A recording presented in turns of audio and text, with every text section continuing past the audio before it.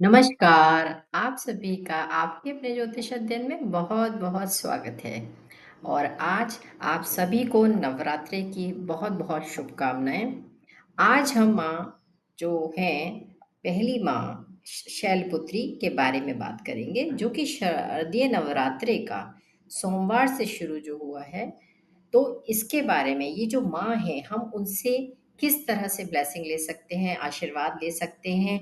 और नवरात्रि की जो शुरुआत हुई है, पहले ही दिन जो ज्योतिषीय जो आपकी राशि, चंद्रमा, गुरु उनकी जो पोजीशन है वो बहुत ही शुभ से शुरू हुई है।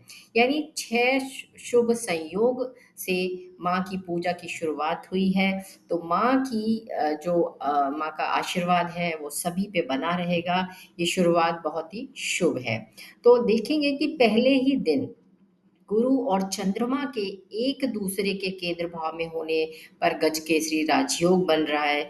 इसके साथ बुध आदित्य राजयोग और भद्र राजयोग भी रहेगा। इस तरह से कई संयोग में माता दुर्गा की पूजा शुरू होगी और माता का आगमन सभी के घरों में होगा। सभी अपने अपने तरीके से माँ का आशीर्वाद प्राप्त करने के लिए उनकी पूजा और आराधना करें। इस तरह से कई जो संयोग हैं, माँ दुर्गा को आप प्रसन्न कर सकते हैं। पहले दिन जो माँ के प्रथम स्वरूप माता शैलपुत्री की पूजा से की जाएगी। तो ये कहा जाएगा कि जो शुभ संयोग है, माता का आगमन जब इस संयोग में हुआ है, केंद्र में गुरु के मिथुन राशि और चंद्रमा के कन्या राशि में होने से जो गजकेसरी राजयोग का निर्माण हुआ है। तो जिनकी भी राशि चंद्रमा यानी कन्या राशि है, मिथुन राशि है, उनको शुभ यानी शुभ जो फल हैं वो प्राप्त होंगे।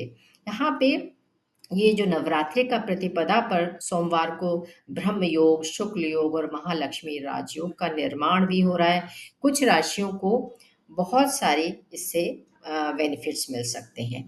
उससे पहले हम जानते हैं कि जो माँ शैलपुत्री हैं, ये जो कथा है कि माँ नवरात्रि के जो पहले दिन जो पूजा की गई, माँ शैलपुत्री की जो स्टोरी है, वो कहानी क्या थी कि जन्म की जो कथा हुई कि वो कैसे उत्पन्न हुई। देवी शैलपुत्री पर्वतराज हिमालय की पुत्री हैं। शैल का अर्थ है पर्वत। तो पुत्री का जो है यानी बेटी जो है वो हिमालय की बेटी है। यही कारण है कि इनका नाम शैलपुत्री पड़ा। पिछले जन्म में ये सती थी। तो इससे पहले ये देवी सती के रूप में जन्मी थी। उन्होंने भगवान शिव को पाया, यानी उनको पाने के लिए उन्होंने इतनी आराधना, इतनी तप तप किया कि भगवान शिव को उन्होंने पा लिया था। जब उनके पिता राजा दक्ष ने शिव जी का अपमान किया, तब सती ने योग अग्नि में अपने प्राण जो थे वो त्याग दिए थे। उसके बाद हिमालय के घर जन्म लिया और शैलपुत्री कहलाई। तो नवरात्रि में जो महत्व है इनका, पहले दिन की पूजा की जाती है। शैलपुत्री के पास दाहिने हाथ में एक त्रिशूल है और बाएं हाथ में एक कमल होता है। वे नंदी पर सवार होकर आती हैं। आध्यात्मिक महत्व जो है इनका, वो ये कहा जाता है कि इनकी पूजा से साधक जो है, अगर कोई इनकी पूजा करता है, बहुत अच्छे से उनको पूजा करे पूरे तरीके से, तो मूलाधार जो चक्र है उसका रूट चक्र वो शुद्ध हो जाता है।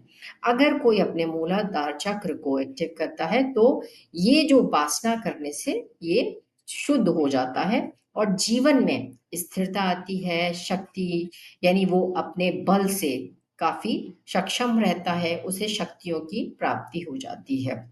इसीलिए नवरात्रि के पहले दिन माँ को हम माँ शैलपुत्री को मनाते हैं। शैलपुत्री माँ का आगमन का उनके आने के इंतज़ार में लोग सब तैयारी करते हैं। तो इस तरह से हर दिन जो है एक देवी, उनकी एक स्टोरी है, एक कहानी है और वो सारी जो अ, माँ हैं, सब जिस-जिस नाम से हैं, उनका एक अलग ही महत्व है। और उनको जिस व्यक्ति को जो चीज़ आपको लगता है कि हमारे में ये चीज़ की कमी है, तो आप उस माँ को, उन देवी रूप को आप क्या कर सकते हैं, पूज सकते हैं और अपने बल को या मानसिक रूप से ये कहते हैं कि आप अपने आप को स्ट्रॉन्ग करना चाहते हैं, तो उस तरह से सभी किसी न किसी रूप में आप उनको मना सकते हैं। फिर है कि जैसे कि दूसरा दिन जो ब्रह्मचारिणी जी का है, ब्रह्मचारिणी माँ का है, ये ब्रह्म का मतलब क्या है? तप और ज्ञान। यानी जो चारणी का अर्थ है आचरण से मतलब होता है। चारणी जो है आचरण, यानी माँ ब्रह्मचारिणी तपस्या और संयम की देवी है। माँ पार्वती ने भगवान शिव को जब पति रूप में पाने के लिए जो कठोर तपस्या की, तो उन्होंने वर्षों तक निर्जल और निर्वाह बिना आहार के एक कठोर साधना में वो बैठ गई थी। तो वही तपस्या रूप को हम ब्रह्मचारिणी के नाम से जानते हैं और वो ब्रह्मचारिणी माँ कहलाई। उनका जो स्वरूप है, इनके जो दाहिने हाथ में क्या है, एक जप की माला है और बाएं हाथ में एक कमंडुल है, यानी जल का पात्र है। और वे एक सफेद वस्त्र धारण किए हुए आती हैं और बहुत शांत और तेजस्वी स्वरूप में वो रहती हैं। ये उनका स्वरूप है। और अगर हम इसे स्पिरिचुअल कनेक्टिविटी से देखें, इनके जो आध्यात्मिक महत्व है, वो है कि माँ ब्रह्मचारिणी की पूजा से साधक को सहनशीलता, तप, त्याग, संयम, ये सब की प्राप्ति होती है। यह जो दिन है विशेष रूप से आत्मनियंत्रण और साधना की शक्ति बढ़ाने वाला दिन होता है। अगर आप अपनी शक्तियों को, यानी आप अपने अंदर स्ट्रांगनेस लाना चाहते हैं, तो आप माँ की पूजा कर सकते हैं।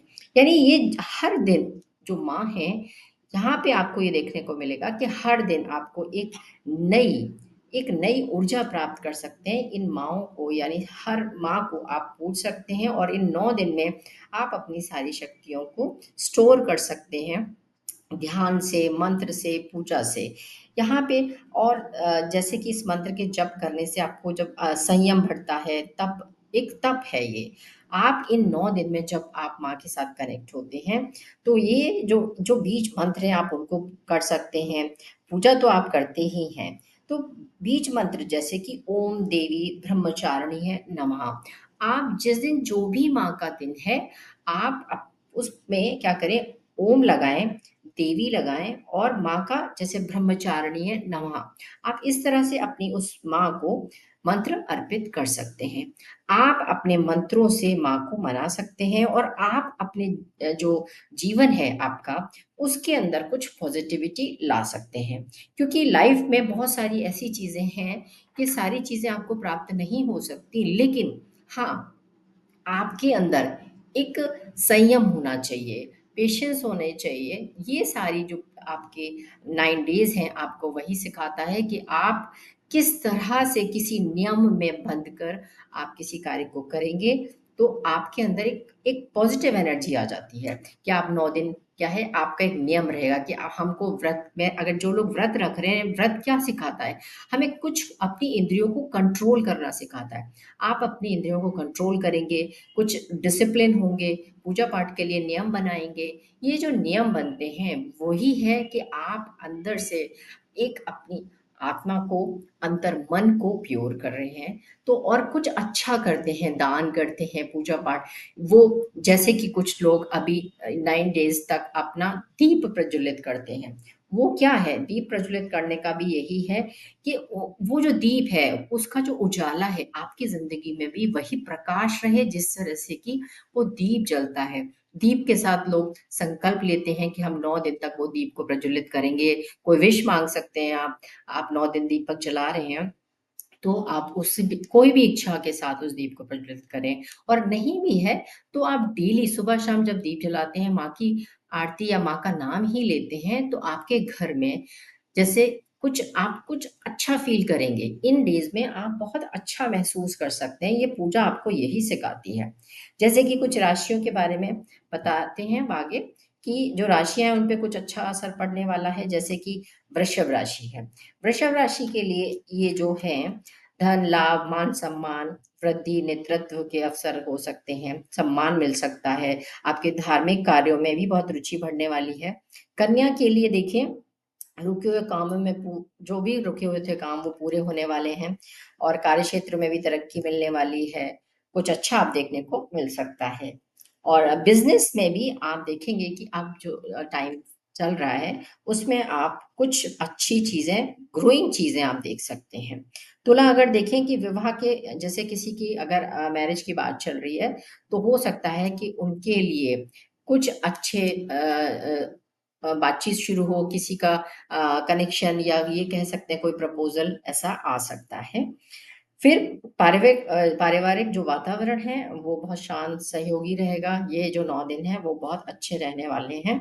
हाँ, किसी के लिए तुला राशि वालों के लिए ये है कि कुछ गुड न्यूज़ मिल सकती है आपको। वृश्चिक वाले लोगों के लिए है, मंगल की राशि है, तो आपका जो बिज़नेस अगर है कोई, तो उसमें आपको अच्छा करने को मिलेगा। यानी कुछ अच्छे रिज़ल्ट्स मिलने वाले हैं, ग्रोइंग भी हो सकता है और पॉज़िटिव रिज़ल्ट्स मनी वाइज़ आपको अच्छे मिलने वाले हैं। आपको मेहनत का फल मिलने वाला है, ये कह सकते हैं। मकर को अगर देखें तो करियर व नौकरी के लिए भी इनको काफ़ी सारे ज़िम्मेदारियाँ अभी मिलने वाली हैं, ऐसे योग बन रहे हैं जो। और आपको आपके बड़े लोगों का ब्लेसिंग पूर्ण रूप से मिलने वाला है। आपको कुछ ऐसे आशीर्वाद हैं जो कि आपने जैसे कि कहते हैं कि किसी के पीछे से कुछ पॉज़िटिव ब्लेसिंग मिलती है, कोई है, कुछ एनर्जीज़ ऐसी हैं जो आपको ब्लेस कर रही हैं, कुछ आशीर्वाद होंगे जो आपको आपकी आगे आपकी तरक्की के लिए, उन्नति के लिए आपको सपोर्ट करेंगे। तो आपके जीवन में नई खुशियाँ मिलेंगी आपको। कुंभ वाले देखें, शनि की साढ़े साती में कुछ राहत मिलेगी। करियर में आगे बढ़ने के लिए आपको आर्थिक सहयोग मिलेगा, नए कोई भी प्रोजेक्ट आपको मिल सकता है। बाकी राशि वाले जो जातक हैं, उनके लिए मध्यम रहेगा, बहुत कुछ ख़ास आप ज़्यादा देखने को नहीं मिलेगा। तो ये जो राशियाँ हैं, इन पे आपको थोड़ा-थोड़ा सा कुछ पॉज़िटिव रिज़ल्ट्स देखने को मिल सकते हैं। ये इस तरह से आप ये जो नवरात्रि है, इसमें शारदीय नवरात्रि को आप अच्छे से पूजा-पाठ करें और अपने चंद्रमा को गुरु और चंद्रमा का जो योग बन रहा है केंद्र भाव में, तो ये जो है आज बना है, तो इसका ब्लेसिंग आपको मिलेगी और अच्छे कोई गुरु हैं तो नेतृत्व आप अच्छे से करेंगे। आपको उनके जो कहना चाहिए कि ब्लेसिंग मिलने के लिए आपको भगवान की ब्लेसिंग, माँ की ब्लेसिंग पूर्ण रूप से मिलने वाली है। आई होप ये नवरात्रे आपके अच्छे जाएँ और भगवान का, माँ का पूरा आपको आशीर्वाद मिले। इसी उम्मीद के साथ नमस्कार। Thank you so much.